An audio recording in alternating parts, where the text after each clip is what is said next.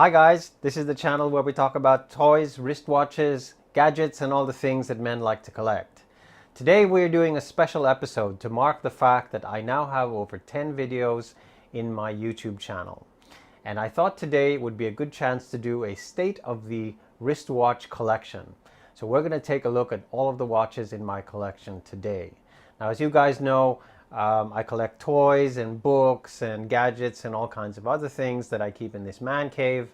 But today I want to focus on probably the thing that I'm most passionate about, and that's my wristwatches. So today we're going to look at everything I've got. Welcome to Timberwolf's Den.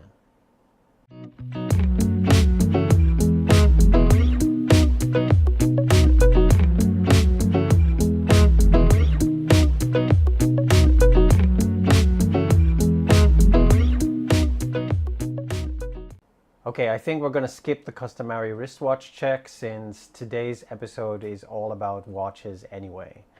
But first, let's talk about watch collecting. Now, for a lot of men, I know that a wristwatch is a bit of a status symbol, and the choice of brands, the choice of watch that they look at is based on what they think gives them the most amount of status.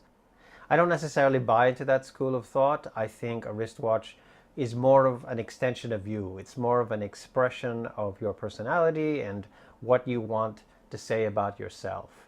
And I think all of that is also manifested not just in the watch you're wearing, but in your wristwatch collection as a whole. Now, one of the surprises for me, at least, is that in my whole collection, I don't even own a Rolex.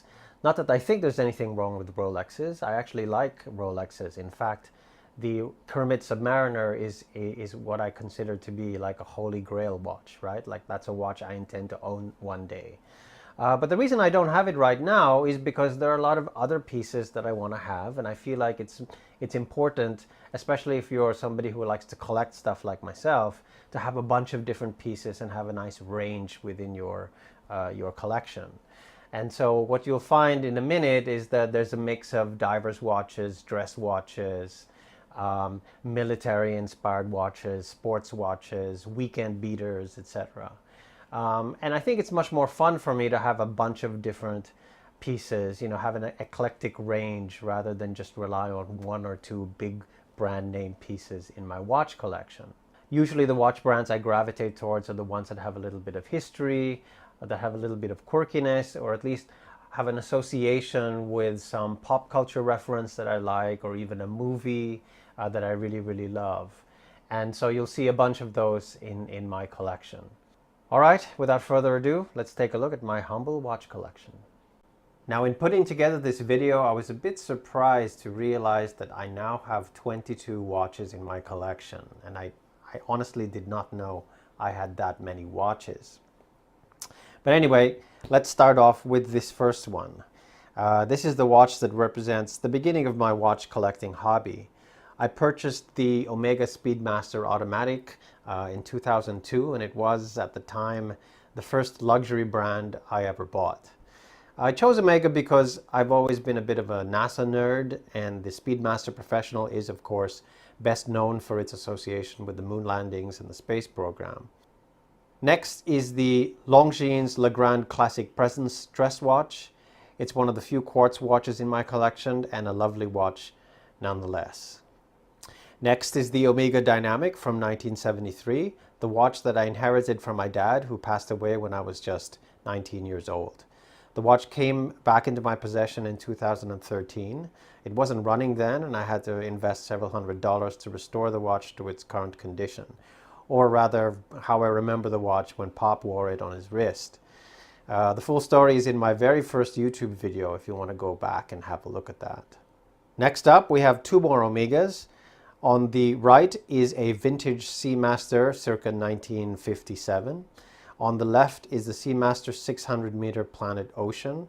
I picked up this watch in 2002 because it was the watch Daniel Craig wore in Skyfall, which is my favorite of all the modern James Bond films. Because of its association with NASA, because it was my dad's watch brand of choice, and because the brand has been in all the 007 movies since GoldenEye, Omega is my favorite watch brand. Next up, we've got another vintage Omega. This one is a hand-wound Omega dress watch circa 1942. I believe every watch collection should have at least one gold tank-style dress watch.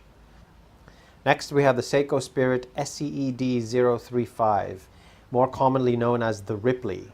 The watch is a rare reissue, only 3,000 of them were made, and it's based on a watch designed by Italian automobile designer Giugiaro, which first appeared in the 1986 James Cameron movie Aliens. The watch was worn by Sigourney Weaver's character Ellen Ripley, hence the nickname Ripley.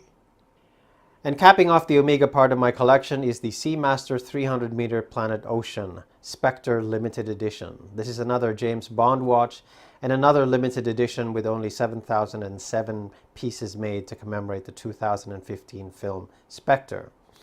Its unique ceramic and liquid metal bezel plus the NATO strap that comes with it makes the watch certainly one of the best looking Seamasters around, in my opinion.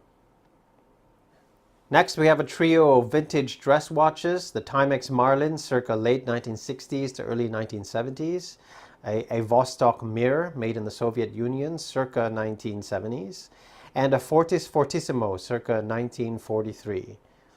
Now on the left, we have the Casio G-Shock AW591-2A, and on the right, the BOLDR Explorer GMT. Now let's take a look at my modded Seikos.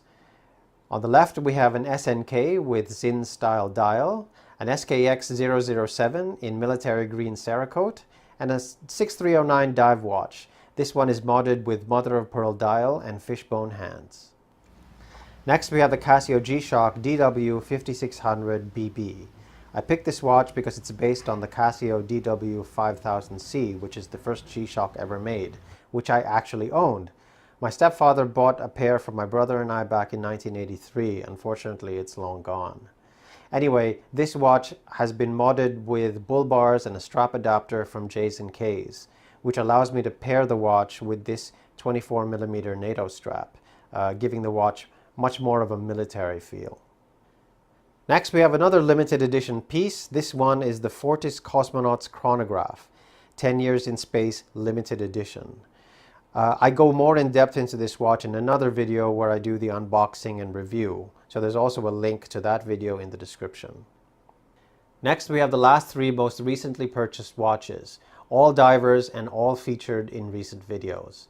On the left, the NCH Nacken Modern Blue. On the right, the Marathon GSAR automatic divers in anthracite black, and in the middle, the Steinhart Ocean One Titanium GMT. And the last watch we're going to look at is the Seiko SARB033. This is one of the most versatile watches I have because it has all the class of a dress watch, but it's also tough enough to double as a sports watch. Scratch resistant sapphire crystal, water resistance to 100 meters. It's an instant classic, especially since Seiko stopped making the SARB line altogether. This watch was a birthday present for my wife, so it also has sentimental value.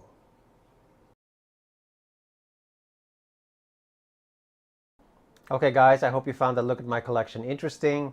Please let me know in the comments below if there was anything that was of particular interest to you, or just what you thought of the collection as a whole. Anyway, that'll do it for today's video. Please give the video a like if you enjoyed it.